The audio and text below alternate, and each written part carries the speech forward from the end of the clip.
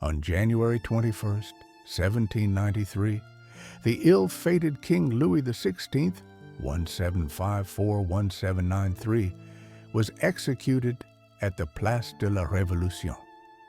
As he rode toward the guillotine in a carriage, Louis recited psalms with a priest, finding in them reflections of his own tragic fate.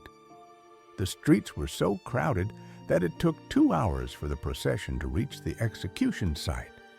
There, at what is now known as Place de la Concorde, Louis XVI was introduced as Citizen Louis Capet, a reference to the medieval Capetian dynasty from which his royal bloodline descended. In January 1793, the National Convention had voted for his execution, accusing him of conspiring against the nation's security. His popularity had already plummeted after a failed attempt to flee the country.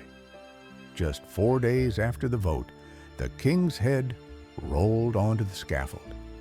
His execution symbolized not only the collapse of the despised social hierarchy, but also the end of absolute monarchy in France. Yet, the revolution had begun relatively moderately. Louis's power had already been greatly reduced by a new constitution that established him as a constitutional monarch.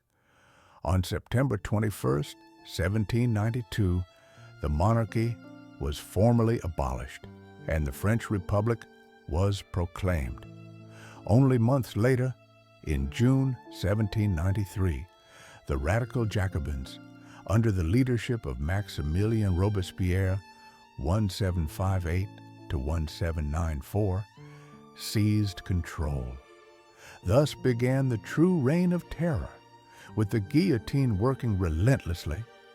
In October of the same year, Queen Marie Antoinette, 1755 to 1793, would also meet her end on the scaffold.